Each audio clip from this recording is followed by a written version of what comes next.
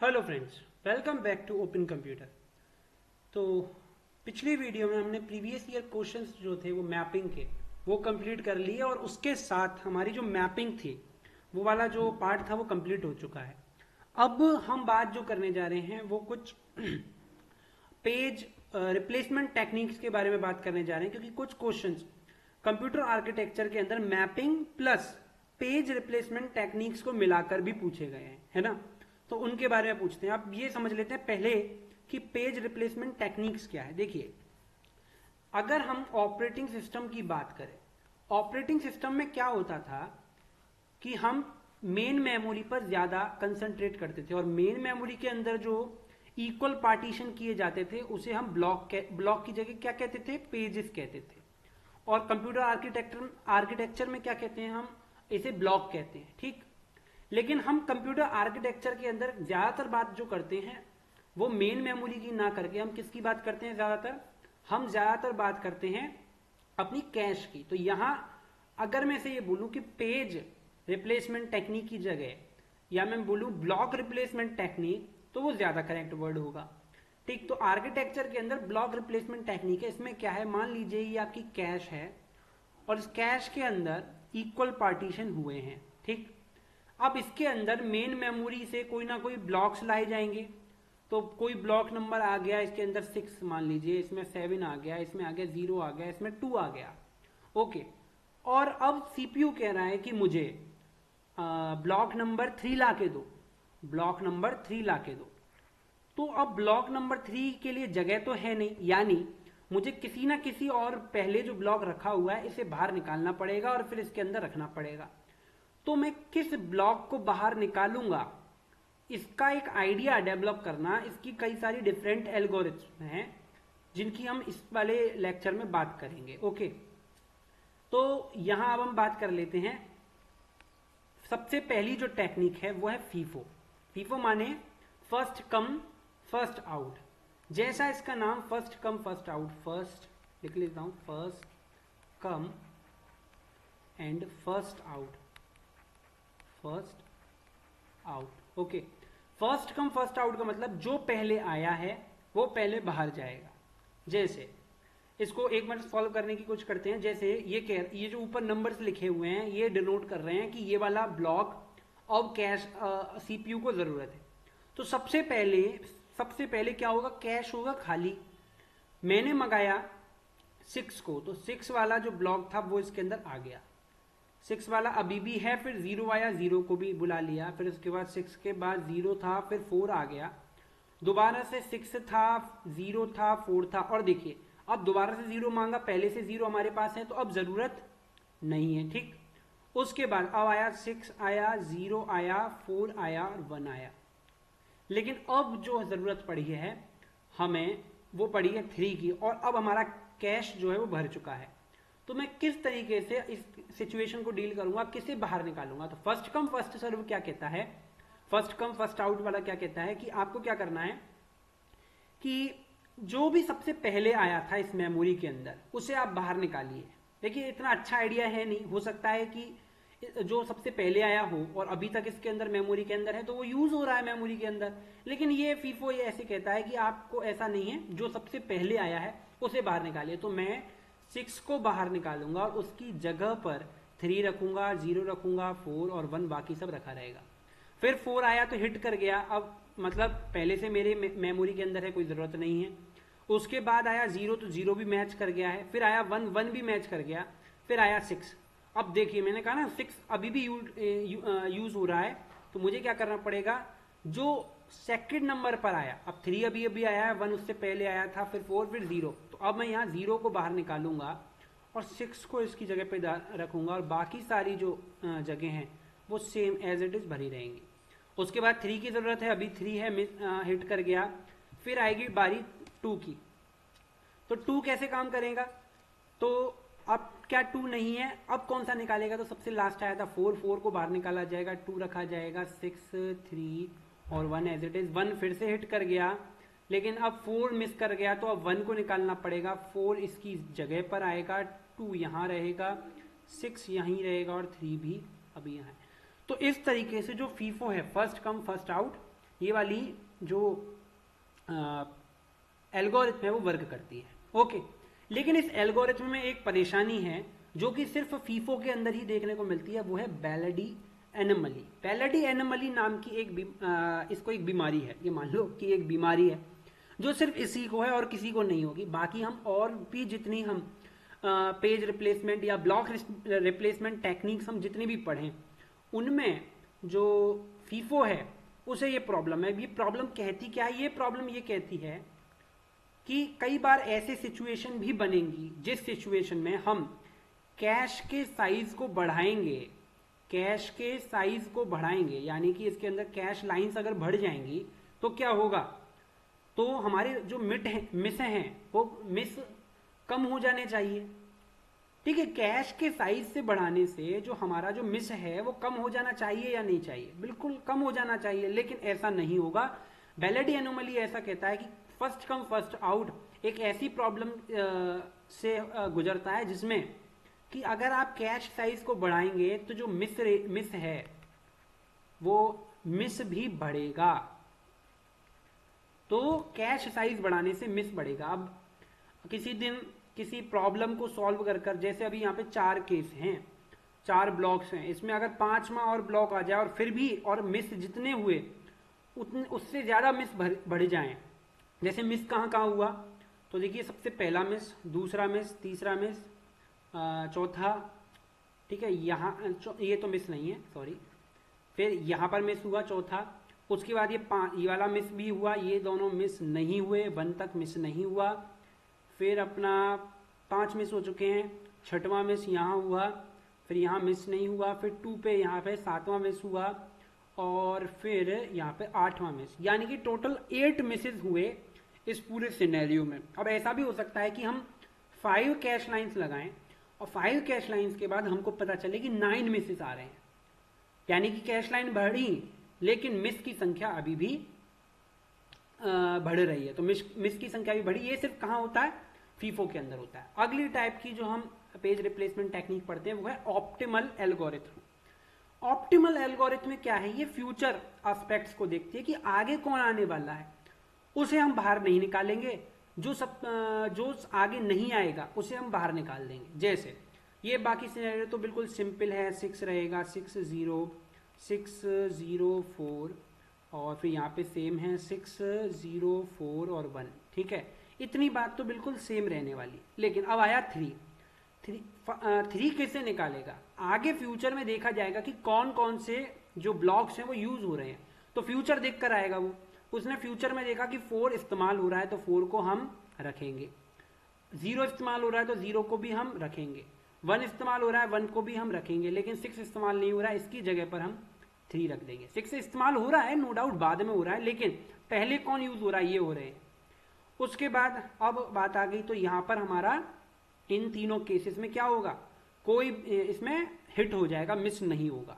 लेकिन फिर से आया 6 देखेगा कि आगे कौन यूज हो रहा है, तो उसने देखा 3 यूज हो रहा है, 2 यूज हो रहा है, 1 यूज हो रहा है, तो 3 को वो रखेगा, 1 को भी वो रखेगा और 4 भी यूज हो रहा है तो 4 को भी रखेगा। लेकिन अब 0 यूज नहीं हो रहा तो 6 इसकी जगह आएगा। ओके, तो 0 को रिप्लेस करके 6 आ गया। इसके बाद क्या होगा? 3 हमारा मैच कर गया, लेकिन अब 2 की बारी आई और 2 देख रहा है कि आगे कौन इस्तेमाल हो रहा है, तो 1 और 4 इस्तेमाल हो रहे हैं, 6 और 3 अभी इस्तेमाल नहीं हो रहे। तो अब जब इन दोनों में से कोई भी इस्तेमाल नहीं हो रहा तो ये इन दोनों में से किसी को भी रिप्लेस कर सकता है। तो अब किसे रिप्लेस करेगा? किसी को। लेट सपोज 3 को रिप्लेस कर दिया तो 2 6 4 और 1 और आगे जाके मिस होगा ही नहीं, ये तो हिट है। तो ऑप्टिमल एल्गोरिथम जो है वो फ्यूचर को प्रिडिक्ट करते हुए, फ्यूचर को देखकर, प्रिडिक्ट नहीं बोलूंगा, फ्यूचर को देखकर जो ब्लॉक्स हैं उन्हें रिप्लेस करती है। लेकिन क्या मुझे फ्यूचर के बारे में मालूम है? नहीं मालूम। मुझे क्या मालूम कि आगे कौन से ब्लॉक्स आने वाले हैं? क्या मेरे पास फ्यूचर देख सकता हूं? नहीं देख सकता। तो ये जो है ये थ्योरेटिकल तो काफी अच्छी है ऑप्टिमल एल्गोरिथम, लेकिन ये प्रैक्टिकल नहीं है। इसे हम प्रैक्टिकली इंप्लीमेंट किया जा नहीं सकता। इसके अंदर सबसे ज्यादा कम मिस होंगे, जैसे पहला मिस हुआ, दूसरा मिस हुआ, तीसरा मिस हुआ और चौथा मिस हुआ। ये मिस तो डेफिनेटली होने थे। इसके बाद ये चौथे के बाद पांचवा मिस हुआ, यहाँ पे भी मिस हो गया, उसके बाद छठा वाला मिस हुआ, सातवां मिस हुआ। ऑप्टिमल एल्गोरिथम के अंदर जितने मिस हुए, ये गारंटी है कि इससे अच्छी कोई और एल्गोरिथम अवेलेबल नहीं है कि इससे कम मिस के अंदर वो इस प्रॉब्लम को सॉल्व कर दे। क्या बोला मैं? ऑप्टिमल एल्गोरिथम जो है वो एक बेंचमार्क है जिससे आगे हम पहुंच नहीं सकते। ऑप्टिमल एल्गोरिथम ने ये कहा कि अगर कि मिनिमम कैश मिस के अंदर हम इस प्रॉब्लम को सॉल्व कर दें तो मिनिमम कैश मिस कितने होंगे, कम से कम मिस कितने होंगे, तो वो ऑप्टिमल एल्गोरिथम इसकी अंडरस्टैंडिंग काफी अच्छी तरीके से दे देती है, बेंचमार्क सेट करती है। लेकिन इससे अच्छी कोई भी ऐसी एल्गोरिथम नहीं होगी जो इस इतने 7 से कम मिस के अंदर इसी प्रॉब्लम को सॉल्व कर दे। इससे ज्यादा मिस तो लगेंगे, जैसे कि फीफो के अंदर 8 मिस हो रहे थे, ठीक, तो इससे ज्यादा मिस तो लगेंगे, और इसके बराबर भी ऐसा भी केस हो सकता है कि ऐसी कोई एल्गोरिथम हो जो 7 मिसेस के अंदर ही इस प्रॉब्लम को सॉल्व कर दे, ऐसा भी हो सकता है। लेकिन ये 7 से कम 6 मिसेस के अंदर वो सॉल्व ऐसी कोई एल्गोरिथम नहीं होगी जो कर पाएगी। इसलिए ये हाई स्टैंडर्ड सेट करती है ऑप्टिमल एल्गोरिथम। ओके, अगली एल्गोरिथम जो देखते हैं, जो सबसे इंपॉर्टेंट है, इस पर क्वेश्चन भी पूछे गए हैं, और कंप्यूटर आर्किटेक्चर के अंदर हम ज्यादातर जो क्वेश्चन है आगे अगर प्रीवियस ईयर देखेंगे तो उसमें एलआरयू भी पूछा गया है, क्योंकि ये सबसे ज्यादा प्रैक्टिकल है और सबसे ज्यादा एफिशिएंट भी है। ऑप्टिमल कहती थी कि आप फ्यूचर देख कर आओ, पर जो कि हमारे पास अवेलेबल नहीं है, फ्यूचर हम देख नहीं सकते। एलआरयू कहती है कि भाई आप फ्यूचर नहीं, आप पास्ट देखो। आप ये देखो कि सबसे पुराना ऐसा कौन सा ब्लॉक था जो कि यूज नहीं किया गया है, और जो यूज बहुत देर से नहीं हुआ है उसे आप रिप्लेस कर दो। ठीक, तो कैसे होगा देखो, एक मिनट देखते हैं। 6 तो मिस है, 60 आएगा, 604 आएगा, यहाँ तक तो बात सेम है, और इसके बाद 6041, यहाँ तक भी बात बिल्कुल सेम है।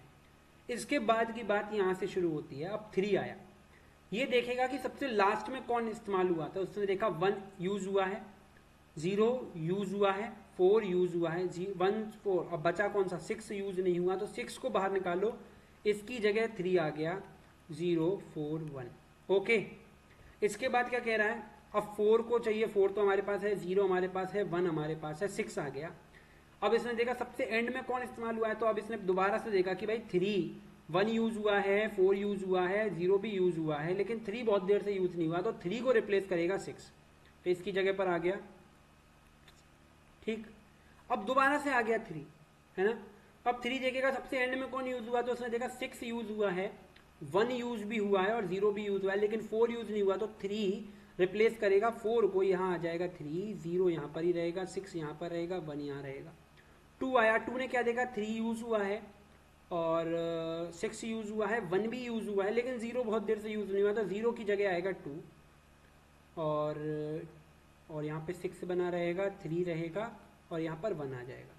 1 तो हमारा हिट कर ही गया है, और उसके बाद 4 आ गया। 4 को देखते हैं 4 कहाँ है, तो किसको रिप्लेस करेगा, 1 अभी यूज हुआ है, 1 देखिए यहाँ पर यूज हुआ है, 2 यहाँ पर यूज हुआ है, 3 भी हमारा यूज है, 6 यूज नहीं हुआ, तो 6 को हटाएगा और उसकी जगह ले लेगा। तो इस तरीके से एलआरयू, लीस्ट रिसेंटली यूज्ड जो टेक्निक है वो काम करती है। अब इसके अंदर कितने मिस हुए देखो, पहला मिस, दूसरा मिस, तीसरा मिस, फिर ये चौथा मिस, फिर ये 5वां मिस, इसके बाद 6वां, 7वां, 8वां और ये 9वां, टोटल 9 मिसेज हुए। ठीक है, तो इसके अंदर टोटल 9 बार मिस किया। ठीक, ये क्या हो गया, एक मिनट, टोटल 9 मिस हुए। तो और ऑप्टिमल कितने मिसेज में कंप्लीट कर रही थी, 8 मिस के अंदर। तो ऑप्टिमल बेस्ट है, लेकिन वो प्रैक्टिकल नहीं है। हम पास्ट तो देख सकते हैं, इसीलिए एलआरयू क्या है, वो प्रैक्टिकल अप्रोच है। अब बात कर लेते हैं मिस के बारे में, कि जो मिस होते हैं ये कितने टाइप के होते हैं। देखिए, वैसे तो ये इतना कोई ज़रूरी नहीं है, लेकिन कई बार क्वेश्चंस के अंदर आपसे बोला जाता है डायरेक्टली पूछा जाता है कंपलसरी मिस कितने हैं, कैपेसिटी मिस कितने हैं, या कन्फ्लिक्ट मिस कितने हैं, तो आपको मालूम होना चाहिए कि मिस कितने टाइप की होती है और इनका मतलब क्या है। तो मिस के 3 टाइप हैं। सबसे पहला टाइप है कंपलसरी मिस। कंपलसरी मिस का मतलब है जब कोई ब्लॉक पहली बार बुलाया जा रहा है कैश के अंदर, जैसे ये कैश है और कैश अभी खाली है, अभी हमने पढ़ा था पहले के केस में कैश अभी खाली है और यहाँ ये मिस हो रहे हैं, है ना। ये मिस कैसे हैं? ये कंपलसरी मिस हैं। ये भले ही कोई सी भी टेक्निक ले लो, आप कोई भी टेक्निक यूज कर लो, उसके अंदर ये मिस होना है, क्योंकि कैश के अंदर वो डेटा अवेलेबल है ही नहीं। पहली बार आपने डेटा को मंगाया है तो वो डेटा तो हर बार लोड किया जाएगा। तो ऐसे ही जो मिस होते हैं, जो पहली बार डेटा को बुलाने पर जो मिस आता है वो होता है कंपलसरी मिस, जो कि मिस होगा, जैसा इसका नाम है। इसके बाद आता है कैपेसिटी मिस। मान लो कैपेसिटी मिस का मतलब क्या है, इसके अंदर डेटा फीड है, इसके अंदर डेटा भी भरा हुआ है, इसके अंदर डेटा है, इसके अंदर डेटा है। मान लेते हैं इसके अंदर 4 है, इसके अंदर 1 है, इसके अंदर 6 है, इसके अंदर 0 है। अब मैंने 3 की डिमांड कर दी। अब जो कैपेसिटी मिस है वो क्या करेगा, 3 को किसी ना किसी पोजीशन पे कोई ना कोई टेक्निक यूज करेगा, फीफो होगी, एलआरयू होगी, ऑप्टिमल होगी। मान लो उसने 0 को रिप्लेस करके 3 यहां पर आ गया। अब क्या होगा, अब आया, अब हमारे पास दोबारा से 0 की जरूरत पड़ी। तो जब हमको दोबारा 0 की जरूरत पड़ेगी और कैपेसिटी की वजह से, कैपेसिटी कम होने की वजह से ये मिस हो गया था, क्योंकि अगर कैपेसिटी ज्यादा होती तो क्या होता, 3 यहां पर आ जाता और 0 रह जाता अंदर ही, तो फिर हमारा मिस नहीं होता 0। तो कैपेसिटी की वजह से जो मिस हुआ, इशू जो आया, उसे हम कहते हैं कैपेसिटी मिस। ओके, अब इसके बाद अगला जो मिस है, जो सबसे ज्यादा इंपॉर्टेंट है और जो बार बार मैंने क्वेश्चंस में देखा था कि इसको पूछा भी गया था, वो था कॉन्फ्लिक्ट मिस। ये डायरेक्ट मैपिंग से आप समझते हो क्या होता है। जैसे हम डायरेक्ट मैपिंग जब पढ़ते तो डायरेक्ट मैपिंग में क्या होता था, हमने फिक्स कर दिया कि ये वाला ब्लॉक आपके लिए भाई फिक्स है, कि अगर मैंने ये फिक्स कर दिया यहाँ 0, 1 और 2 नंबर के जो ब्लॉक्स हैं वो आएंगे। मान लीजिए यहाँ पे 0 ने अपनी जगह पहले से घेर रखी है और अब मैंने 1 को बुला लिया, तो 1 पूरा कैश खाली पड़ा हुआ है, लेकिन मजबूरी है डायरेक्ट मैपिंग के चलते हुए कि 1 को इधर ही आना पड़ेगा, इसे बाहर निकालना पड़ेगा, जो इसकी वजह से जो कैपेसिटी की कमी नहीं है, कैपेसिटी है हमारे पास कैश के अंदर, लेकिन जो पोजीशन कॉन्फ्लिक्ट हो गया, उस पोजीशन कॉन्फ्लिक्ट की वजह से जो मिस होता है उसे हम क्या कहते हैं, उसे हम कहते हैं कॉन्फ्लिक्ट मिस। ओके, तो इस वीडियो में अभी तो इतना। इसके बाद अब जो शुरू होता है वो होता है इसके प्रीवियस क्वेश्चंस। तो प्रीवियस ईयर जो क्वेश्चंस हैं इसके हम सॉल्व करेंगे, देखेंगे कि किस तरीके के क्वेश्चन पूछे जा रहे हैं। तो इस वीडियो में बस इतना ही। Thank you.